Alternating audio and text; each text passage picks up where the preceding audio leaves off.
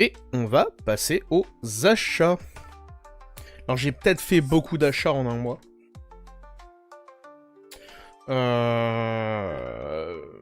Quasi que du Slice of Life, finalement. Il y en a un seul qui n'est pas du Slice of Life. Et donc je parlerai juste après. Donc tout d'abord, on va passer sur la bonne cam. Ouf, attention.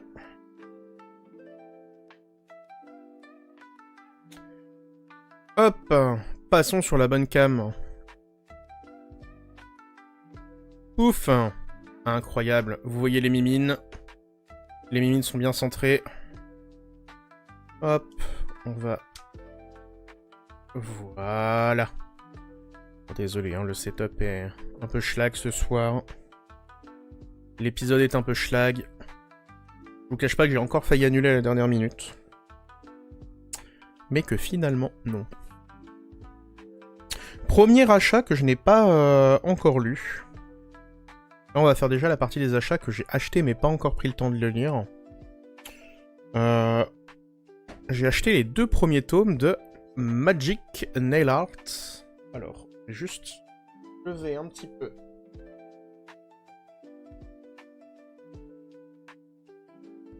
La caméra. Donc les 2 premiers tomes de Magic Nail Art, qui est un isekai, un josei, il me semble, de chez Naban. Alors je crois que c'est mes premiers Naban, pour le coup. J'avais pas du tout de manga de l'éditeur avant. Et donc ils ont su me conquérir, je ne sais pas comment on dit, désolé. Ils ont su me faire acheter donc ces 2 premiers tomes, qui racontent l'histoire d'une jeune fille qui s'est fait isekaied dans un univers où les magiciens détiennent leur pouvoir suivant le nail art, donc les décorations d'ongles qu'ils ont. En fait, ils vont sertir les ongles avec des gemmes, non, des pierres précieuses, et suivant les motifs et ces pierres, vont pouvoir dégager des pouvoirs. Alors ça, c'est vraiment le synopsis. J'ai vraiment lu que les 2 premiers chapitres. Il y a d'autres choses qui sont sorties entre-temps, donc j'ai pas pris le temps de le lire. Les dessins sont beaux, je trouve. Ça casse pas 3 pattes à un canard, mais on est dans ce qui se fait de classique de nos jours. Donc pour moi, c'est pas un bon point, mais ce n'est pas un mauvais point, dirons-nous. Petite particularité, c'est qu'on n'est pas sur une bichromie noir et blanc. On est légèrement teinté sur le manga. Et ce mois-ci, pour le coup, il y a plusieurs mangas que j'ai achetés qui sont comme ça.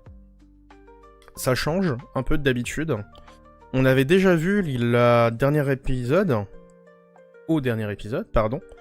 un manga sur lequel ils avaient également fait ça, qui était Country Diary, de souvenir.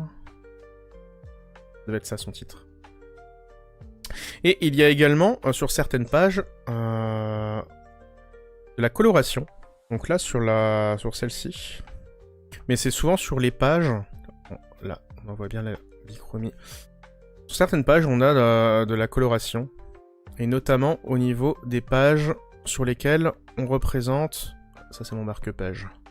Voilà, sur lesquelles on représente le nail art. Avec une petite description de qu'est-ce que fait le pouvoir. Je trouve que c'est une proposition intéressante, pour le coup. Ça change des isekai à pouvoir de base.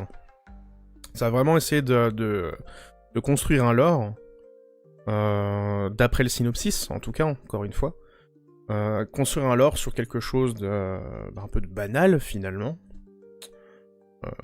Et j'aimerais bien voir comment ça évolue.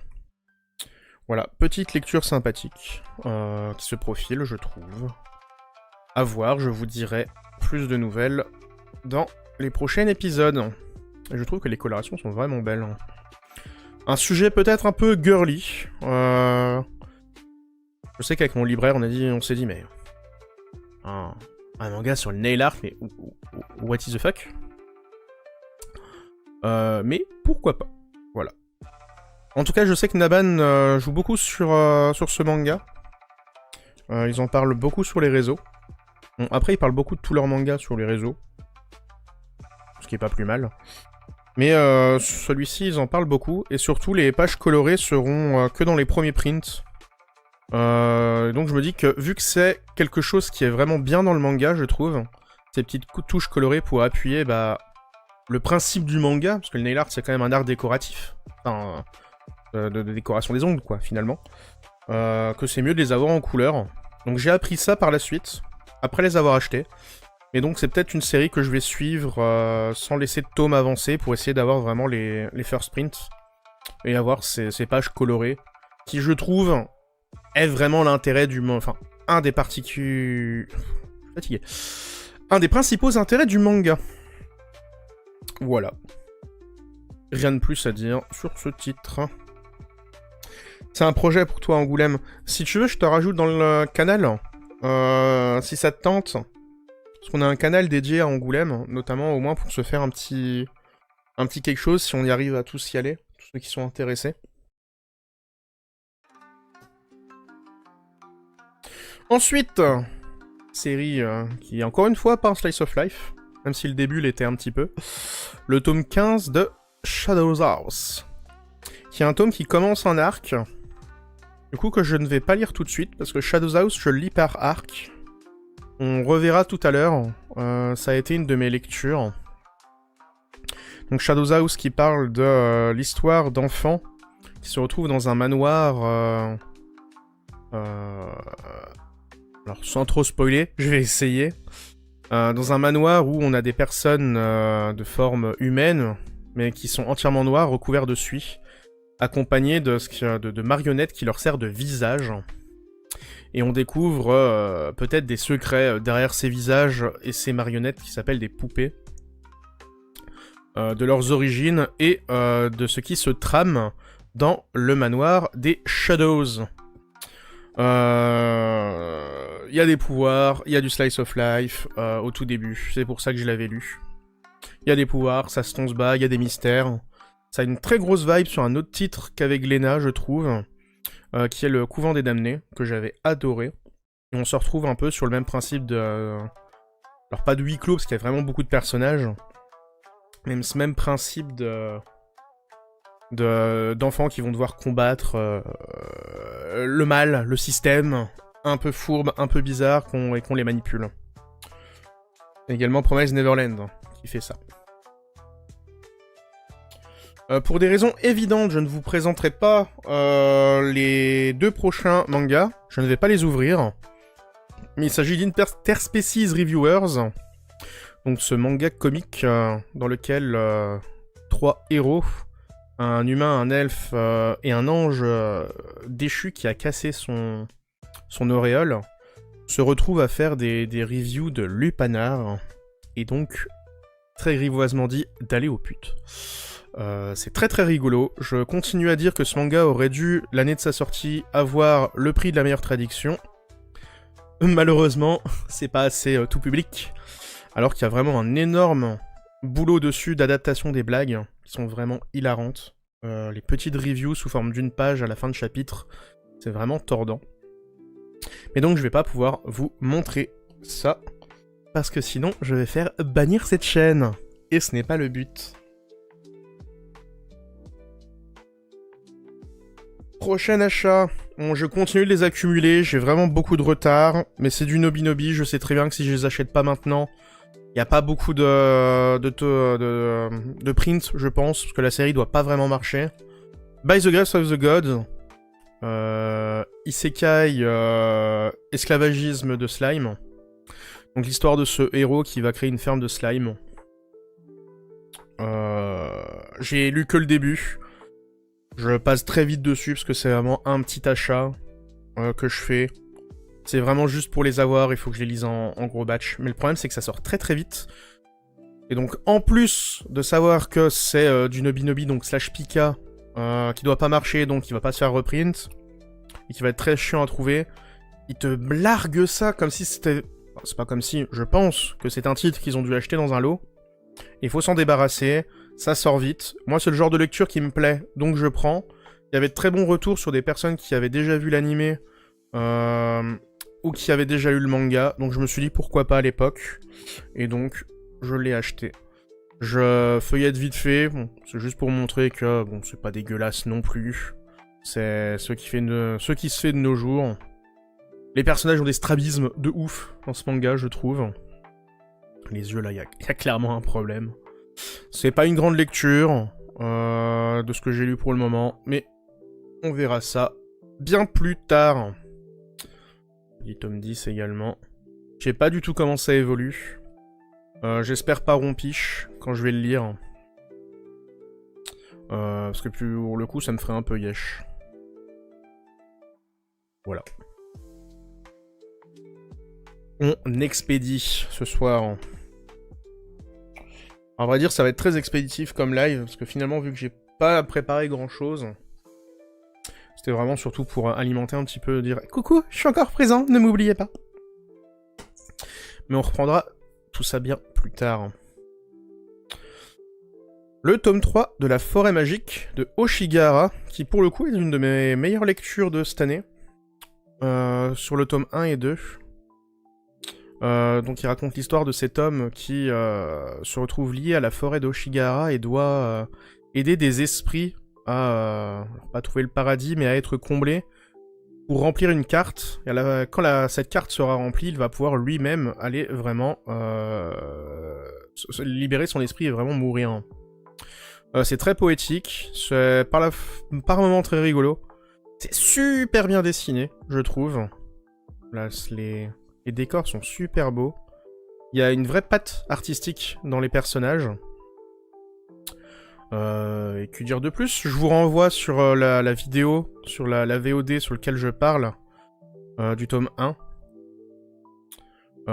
pour vous référer à ce que j'en ai dit. Donc tome 3, que je ne devais pas acheter, mais il était là tout seul sur l'étagère. Donc je me suis dit, allez, je vais le prendre. Un peu d'avance. Le tome 4 devrait bientôt sortir en plus, je pense. Et salut Pompy! Comment ça va? Donc là, on va attaquer les tomes que j'ai achetés et que j'ai lus. Donc je vais un peu vous en dire plus sur la partie lecture. Alors ça, c'est vraiment une loutrerie. C'est vraiment le type de manga où on doit être deux à les acheter. Surtout la collection gothique chez Soleil. Elle marche vraiment pas. Donc qui est Monster Maid, l'excellent travail d'une domestique monstrueuse. Qui raconte l'histoire donc d'une Nekomata, donc un chat qui s'est transformé en femme chat, au décès de sa maîtresse, et qui va être recueilli par un sorcier, qui est en fait le prince du monde, où se passe l'histoire. Et qui tient, alors pas une agence, mais en gros qui a 3 donc, personnels à ses ordres, déguisés en maid, et qui vont devoir retrouver le pouvoir du père de ce prince qui a été disséminé, et qui s'est utilisé par des personnages de manière malveillante. Il y a d'énormes raccourcis sur la narration.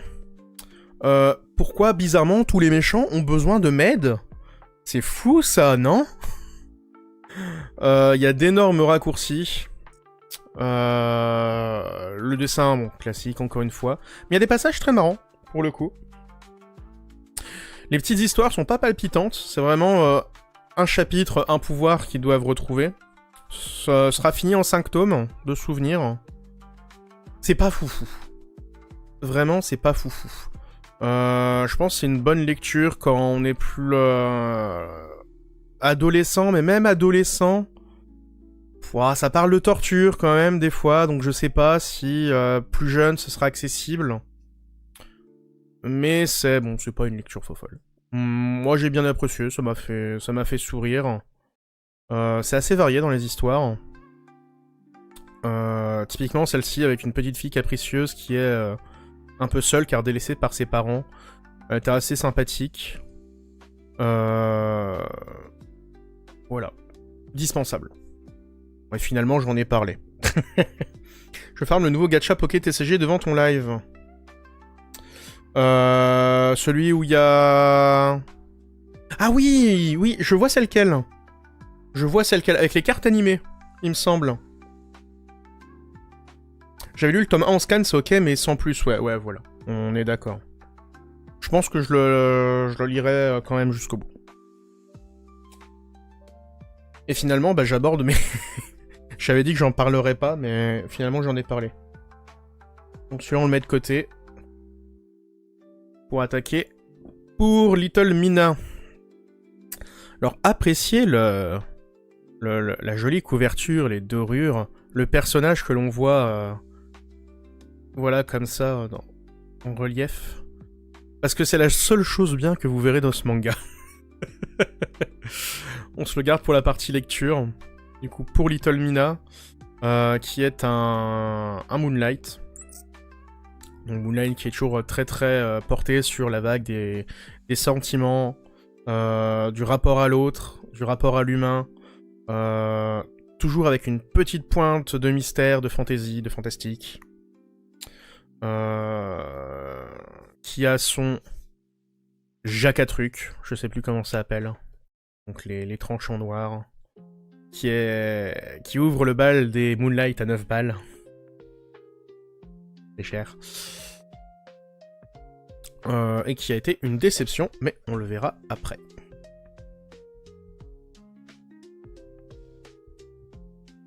Ensuite, on a Songe d'une nuit ambrée. Donc un Iyashike, qui est sorti chez Soleil. Soleil sort pas mal de trucs qui m'intéressent en ce moment.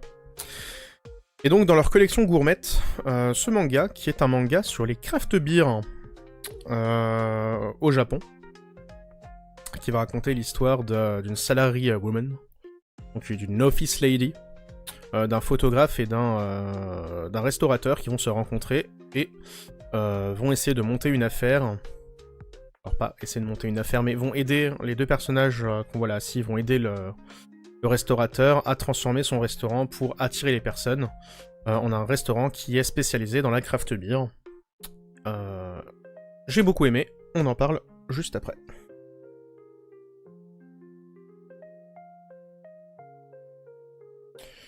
Et là on va attaquer les bangers, pour le coup. Les titres que j'ai vraiment aimés ce mois dernier.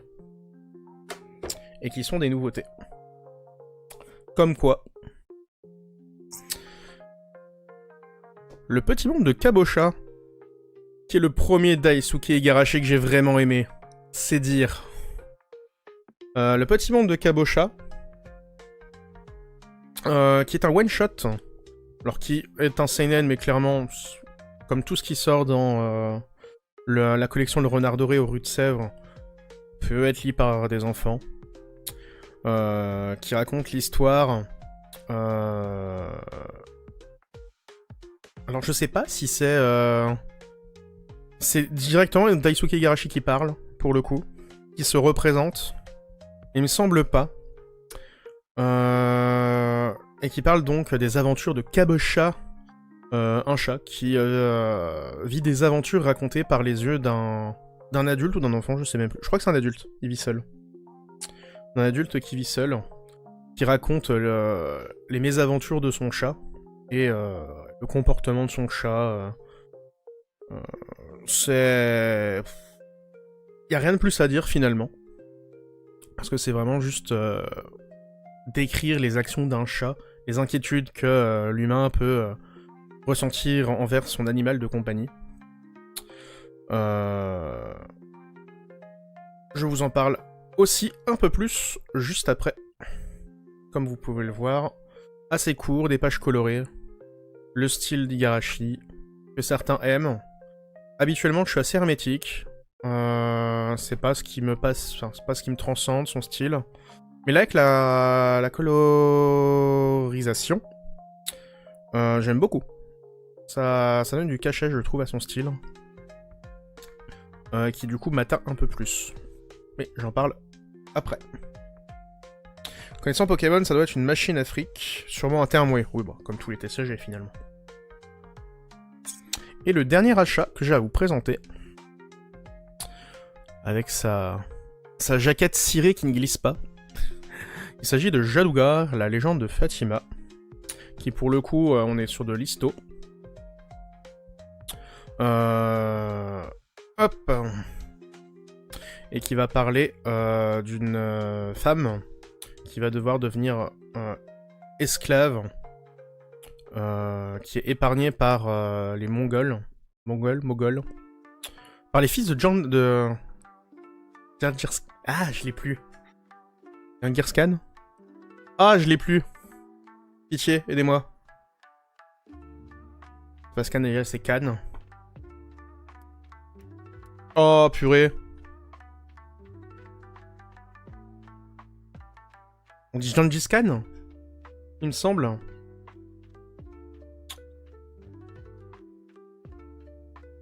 Oh, purée. Hop. Hop, je remets le chat.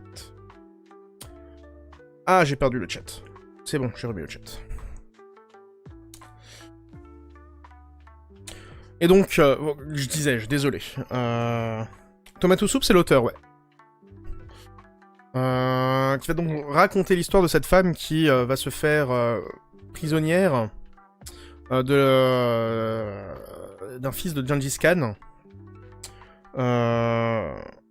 Et qui va essayer de se venger du fait qu'on a tué... Alors, elle était demi-esclave de base. Je suis pas sûr qu'on parle d'esclavagisme pour le peuple qui était conquéri. Ah si, la jeune esclave Sitara. Découvre que ce qui sera sa seule et unique arme pour survivre, c'est son savoir. Voilà. C'est une esclave qui a un peu de connaissances. Un des fils de Gengis Khan veut un bouquin que la famille dont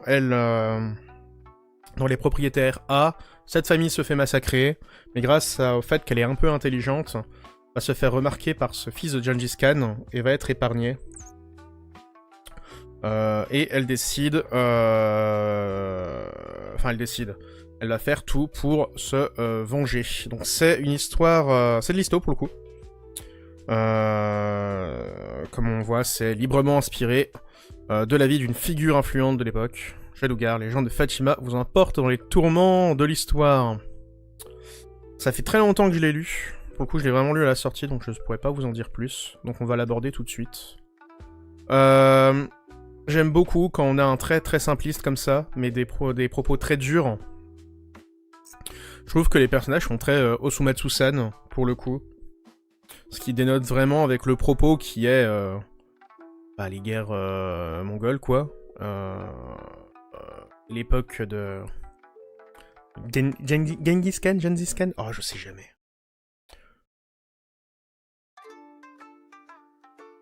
C'est sympathique, vraiment très sympathique. Pour le coup, c'était un manga qui avait l'air d'être très attendu. Le dernier où je me suis pris un manga très attendu comme ça, c'était Les Noces de l'Or et de l'Eau, qui m'avait déçu au plus haut point. Là, pour le coup, je comprends la hype. C'est vraiment, vraiment très bien. C'est très bien raconté, ça se dévore tout seul. Un bon petit manga que je vous conseille, pour le coup, d'acheter. Et dont le tome 2 va bientôt sortir. Donc au passage, en plus, on a un petit peu d'explications sur les guerres mongoles, du coup. Sur le style de vie de l'époque, etc. Très sympathique. Tout simplement. Et je crois que c'est encore une série en cours, pour le coup. Ça me fait penser à Peleliu. Bah c'est le même principe, ouais, pour le coup. Il y a une grosse vague Peleliu dans le... déjà dans le fait que ce soit histo, et dans cette différence entre des propos très durs mais avec des personnages très simplifiés. Et donc je pense, typiquement, si vous avez bien aimé Peleliu, je pense que Shadowgar, vous pourrez... ça pourrait vous intéresser.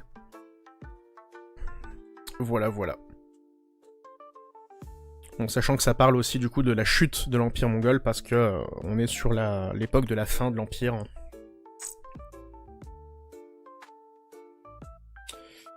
Hop.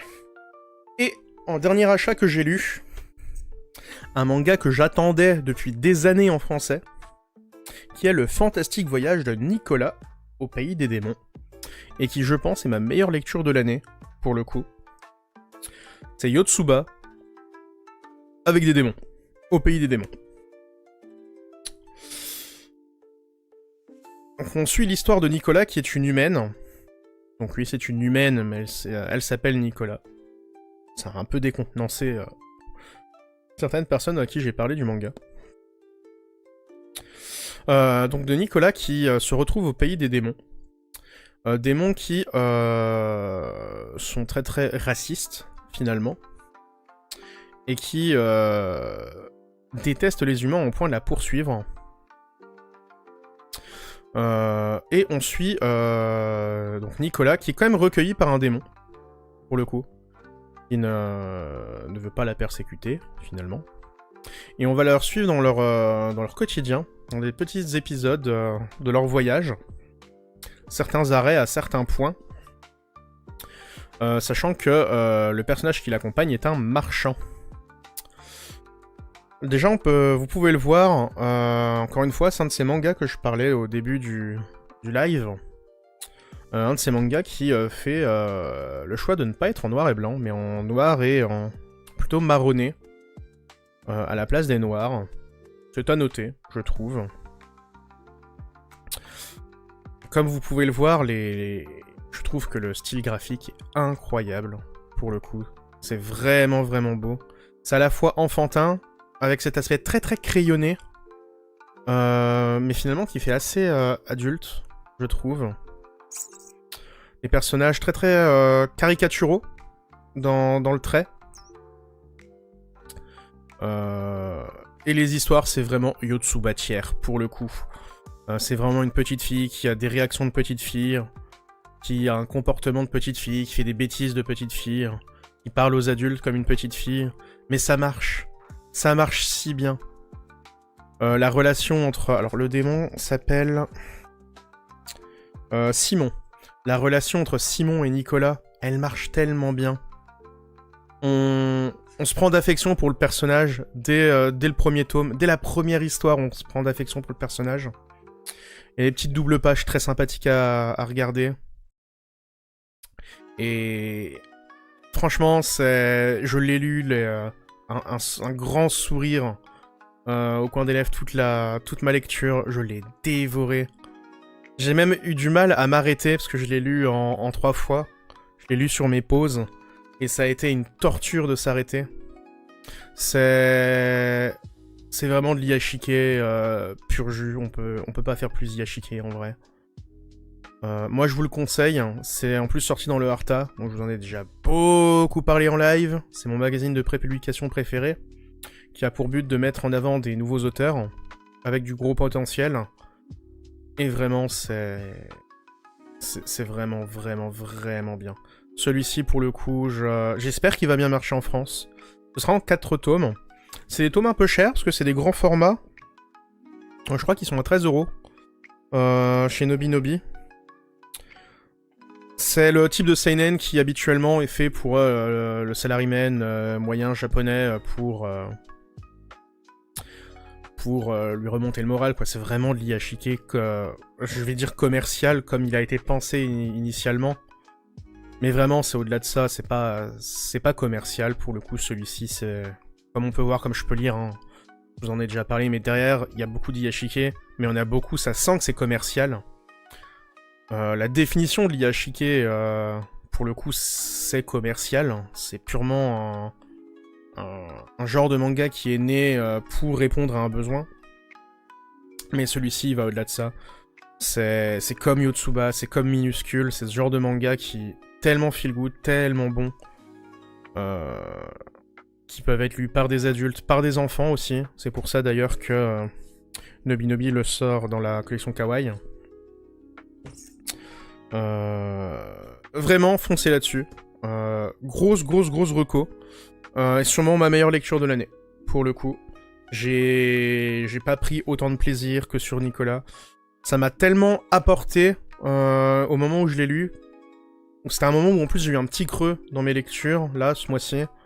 Je l'ai lu, j'ai réussi à relire derrière parce que j'étais repris dedans. Dans le sentiment de « Ah, c'est cool la lecture, ça fait du bien, etc. » Vraiment, grosse pépite. Grosse pépite, je vous le conseille. Pitié, achetez-le. Achetez-le, achetez-le! Et vous me direz ce que vous en aurez pensé. Je vous le conseille. Ouais, c'est beau. Ah, même si Blood dit que c'est beau. De l'année, carrément, Pumpy. Ouais, de l'année. Vraiment. J'ai pas pris une aussi grosse claque d'amusement, de bien-être, de cool. Je sais pas comment le décrire. C'est dur de mettre des mots sur l'Iyashike quand ça te fait du bien. Je finis Yotsuba avant. Eh bah, tu peux finir Yotsuba avant, parce que c'est une très bonne idée également. Et tu peux enchaîner sur le fantastique voyage de Nicolas au pays des démons. Et finalement, je vous en ai aussi fait un peu ce que j'en pensais de ma lecture.